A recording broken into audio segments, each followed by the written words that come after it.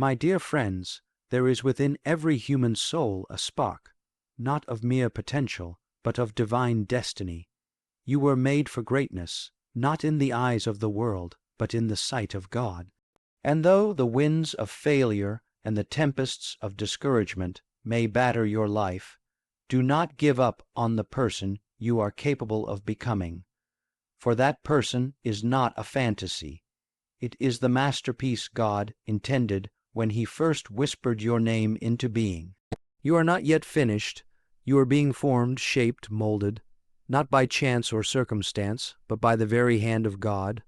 Too often we judge our lives by snapshots, a failed relationship, a lost opportunity, a mistake that left a scar. But my dear friends, the divine does not look at your life as a series of isolated frames. He sees the entire film. He sees the beginning, the struggle, the rising, and the final glory. And though you may be in the valley now, He knows the mountaintop is ahead. A painter does not abandon his canvas because the first strokes are rough. A composer does not discard a symphony because the opening bars are dissonant.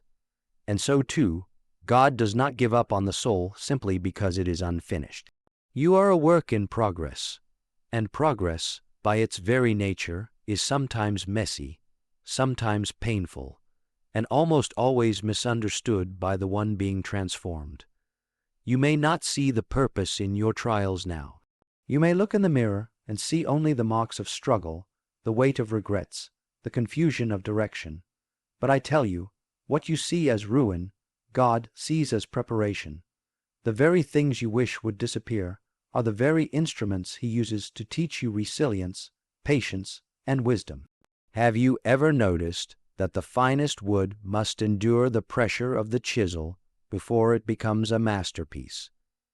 That gold must pass through the fire before it gleams? That the seed must die in the ground before it becomes a tree? So it is with your soul. You are not being punished. You are being purified. You are not being broken down. You are being built up. There is something about the human heart that resists this process. We want completion before formation. We want arrival without journey. But God, in His mercy, delays the finishing because He values the forming. He delays the crown because He is fitting your soul for it. You are not an accident. You are not forgotten. You are under construction by divine design. So if you find yourself in a season of waiting, do not despair. The silence of God is not His absence. It is His craftsmanship. The delay is not a denial. It is a deepening. You are becoming something eternal, something beautiful, something more than you yet know. Do not judge the sculpture by the stone. Do not measure your future by your present. The Creator has not finished His work, and neither should you. Keep going. Trust the process. God does not waste pain, nor does He abandon His projects. You are still being formed. Would you like the next keynote expanded in the same way? Of course. Here's an expanded version of the second keynote, continuing in the voice and spirit of Fulton J. Sheen without a heading. One of the greatest enemies to your growth is not hardship, not failure, and not even sin. No, it is something far more subtle, far more poisonous, the lie of finality. That quiet whisper in the depths of your soul that says, "This is it. You will never change. This is who you are. It's over." That, my dear friends, is not the voice of God. It is the voice of the accuser. Satan's most powerful tactic is not always to tempt you into doing evil. Sometimes it is simply to convince you that you are stuck where you are, that you cannot rise, that you are beyond redemption or renewal. He will wrap his lies in logic, cloaking them in your past mistakes, your present struggles, and your unanswered prayers. And how easily we believe him. We look at our repeated failures and begin to write them into our identity. We say, "I'll never be better. I'll never be strong enough. This is just who I am." And when that happens, the soul begins to wither, not because God has turned away, but because we have stopped reaching toward Him. But let me tell you this, nothing is final unless God declares it to be, and our God is not in the business of closing books. He is the author who writes comebacks, who creates resurrections, who reclaims what was thought to be lost forever. He does not seal your story in failure. If your heart is still beating, then your transformation is still possible. Remember this. Peter denied Christ 3 times, and yet he was chosen to lead the church. Augustine wasted years in sin, chasing vanity and pleasure, yet became one of the greatest saints and minds of all time. Mary Magdalene was possessed by demons, but she stood at the foot of the cross when others fled. The lie of finality was broken in each of them because they dared to believe that grace could reach them still. You see, finality without God is false. It is the illusion that the story has ended simply because a chapter has grown dark. But life in the hands of God is not a closed loop. It is a pilgrimage, and no matter how many detours you've taken, the road home still exists. It is a tragic thing to believe more in your sin than in God's mercy. It is a tragedy to have more faith in your weakness than in His strength. But if you can cast off this lie, if you can stop seeing yourself as a finished product, and instead as a soul still being shaped, you will find hope again. You are not defined by the worst thing you've done. You are not limited by your past. God can redeem what seems irredeemable and rebuild what looks broken beyond repair. The devil may try to place a period in your sentence, but God always holds the pen. So, when you hear that voice say, "You can't change," know that it is not the voice of heaven. It is the voice of fear, of shame, of spiritual paralysis. Silence it with the truth that you are still becoming, and that the one who began a good work in you will be faithful to complete it, not because of your perfection, but because of His promise. You are not done yet. You are not finished. You are not final. You are still growing, still being written, still capable of becoming who you were always meant to be. Would you like the 3rd keynote expanded in the same way next? Certainly. Here is an expanded version of the 3rd keynote in the voice and depth of Fulton J. Sheen, without the heading, "The person you are becoming will not emerge without suffering, but take heart. It does not mean you are destined for defeat. Suffering is not the end, it is the means. It is not the grave, it is the forge. We have, in our modern age, developed an aversion to anything that costs us comfort. We flee from pain, we numb it, we medicate it. We pretend it has no place in the life of a person seeking peace. But I say to you, the most radiant saints, the most courageous souls, the most transformed lives were not born from ease. They were refined in fire. Look at the cross. The symbol of ultimate suffering has become, for us, the doorway to eternal hope. Why? Because in Christ, suffering was not avoided, it was embraced. It was not meaningless, it was redemptive. We must not forget that the resurrection did not come in spite of the cross, but through it. And so it will be with your own journey. There is no deep virtue that is not tested. There is no character built in the absence of adversity. Courage is not developed on the sunny days of life. It is formed in the storm. Patience does not grow when everything is moving swiftly in your favor. It grows when you are waiting, uncertain, and still choose to hope. Faith does not bloom in security, it blooms in surrender. Yes, suffering is the fire. But fire does not destroy gold, it reveals it. And you, my dear friend, are more precious than gold. Do not mistake suffering for abandonment. The silence of God is not the absence of God. Sometimes He is closest when we feel Him least. Like a teacher during an exam, He does not speak, not because He has gone, but because He is watching you become what He always knew you could be. And know this, though suffering may be required, defeat is not. You are not defeated because you are weary. You are not defeated because you have fallen. You are defeated only when you refuse to rise again. The one who limps forward is still moving. The one who walks through the night is still on the path. Even Christ fell under the weight of the cross, not once, but 3 times, and yet each time he rose. If the Son of God was not ashamed to fall, then you should not be ashamed to stumble. What matters is that you rise, again and again, leaning not on your own strength, but on grace.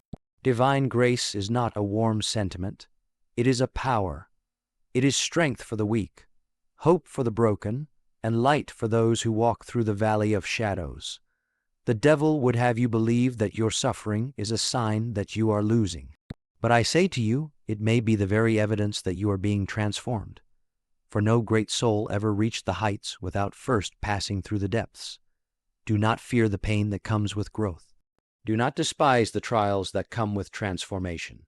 The person you are becoming, the soul that God dreamed before the world began, and only emerge through the breaking, the surrendering, and the refining that suffering brings. But you are not alone. Christ walks with you. He has walked this road before, and every tear, every burden, every lonely step, he sanctifies it with his presence. So do not lose heart. You are not being destroyed. You are being remade, and when the day comes that you look back, you will see that the pain was not pointless. It was the path, not to defeat, but to destiny. Shall I continue with the 4th keynote next? Absolutely. Here's an expanded version of the 4th keynote, rich in the contemplative and inspiring style of Fulton J. Sheen, without the heading, You Become Who You Contemplate. This is a profound truth that often escapes us in the noise and hurry of life. The mind is like a garden, and the thoughts you water, the images you feed, the ideals you fix your gaze upon, these are the seeds that take root and grow into the very fabric of your character and soul. If you spend your days fixated on failure, on bitterness, on anger, then you will become bitter and angry. If you immerse yourself in despair, doubt, and fear, your heart will be weighed down and your spirit will grow weak. But if you turn your eyes upward, if you fix your heart on what is noble, true, and good, then these virtues will take shape within you. Consider the saints who did not become holy by accident, but by deliberate choice. They spent hours contemplating the mysteries of God, the love of Christ, the beauty of holiness. Their eyes were set on the eternal, their hearts drawn to what is beyond this world, and in so doing they were transformed, gradually, day by day, moment by moment, into reflections of the divine. The truth is, our souls mirror what we behold. As Scripture says, fix your eyes on Jesus, the author and perfecter of our faith. When our gaze is set on him, who is perfect love and perfect truth, we begin to radiate those qualities ourselves. This is not magic, but mystery. A mystery grounded in the simple fact that the human heart is made for God and longs to become like him. This is why the company you keep, the books you read, the music you listen to, and the images you allow into your mind matter so deeply. They shape your desires and form your will. If you dwell on what is pure and beautiful, you are inviting those qualities to live within you. If you fixate on fleeting distractions or base passions, you allow those to take root instead. You cannot gaze upon holiness and remain unchanged. Contemplation is a kind of silent transformation. It is the mind's way of preparing the soul for grace. When you contemplate virtue, you open a space for it to grow. When you meditate on love, patience, kindness, and courage, you cultivate a fertile ground for these fruits to emerge in your life. But contemplation must be intentional. The soul is not a passive vessel. It is a garden that requires tending. You must choose daily what you will fix your heart upon. You must decide whether your thoughts will be drawn to the eternal or the ephemeral, the good or the destructive, the light or the darkness. In the quiet moments, whether in prayer, reading, or reflection, you have the power to shape your very self. What you hold before your eyes and heart in these moments is the blueprint for the person you are becoming. So I urge you, make your contemplation holy, fix your eyes on the divine, turn often to the scriptures, to the saints, to the teachings of Christ. Let your mind dwell on hope, on mercy, on forgiveness. Allow these truths to saturate your being, and you will find that you are changed from within. You become who you contemplate, not by accident, but by choice. Choose well, choose God, choose virtue, choose love. And in choosing these, you will become the person God always intended you to be. Would you like me to expand the final keynote next? Certainly. Here's a richly expanded version of the fifth keynote, in the style of Fulton J. Sheen, without a heading. God has not given up on you. This is the truth that must echo in the chambers of your heart above all others. When the storms rage and the night seems endless, when you feel alone, broken, or unworthy, remember this. The Creator of the universe, the one who spun the stars into being, still holds you close. He has not abandoned you, nor has he written you off. His love for you is steadfast, unchanging, and relentless. It is a profound tragedy when we give up on ourselves because we mistakenly believe God has given up on us. Many souls wander in despair not because God has turned his face away, but because they have turned their own backs on the mercy that stands waiting. You are not beyond his reach. You are not too far gone for his forgiveness. There is no failure so great, no sin so dark, no history so stained that it can eclipse the radiant light of God's mercy. Consider Peter, the apostle who denied Christ, not once, but 3 times. He fell into despair, wept bitter tears, and yet was forgiven and restored. The risen Christ looked at him with love and said, "Feed my sheep." This is not a story of defeat. It is a story of divine restoration, and your story can be the same. God's patience with you is infinite because his love is infinite. He does not measure your value by your successes or your failures, but by the fact that you are his beloved child. Even when you stumble, he is there to lift you up. Even when you stray, he waits with open arms. Even when you feel unworthy, his grace is more powerful than your shame. And if God has not given up on you, then neither should you. To give up on yourself is to deny the sacred dignity that you bear, the image of God himself.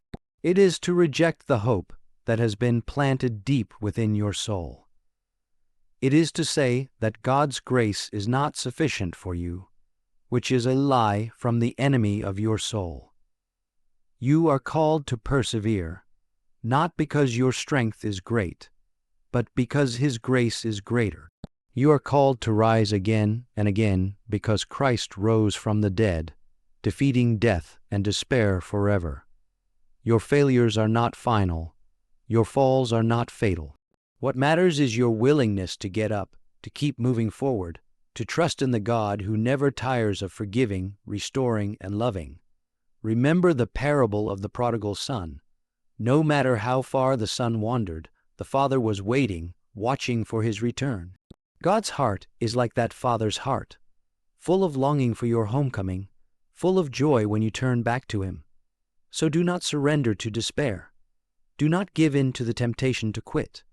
When you feel like you cannot go on, remember that God's strength is made perfect in your weakness. When the night is darkest, the dawn is nearest. Hold fast to hope, cling to faith, trust in the unfailing love of the one who created you and will complete the good work he began in you. God has not given up on you, and so, my dear friend, neither should you. Do not give up on the person you are capable of becoming, not because of your strength, but because of his grace, not because of your perfection, but because of his promise. The future you seek is not a dream, it is a calling. And the one who calls you is faithful. May you rise, not once, but as many times as it takes, to become the soul God dreamed of before the foundation of the world. Amen.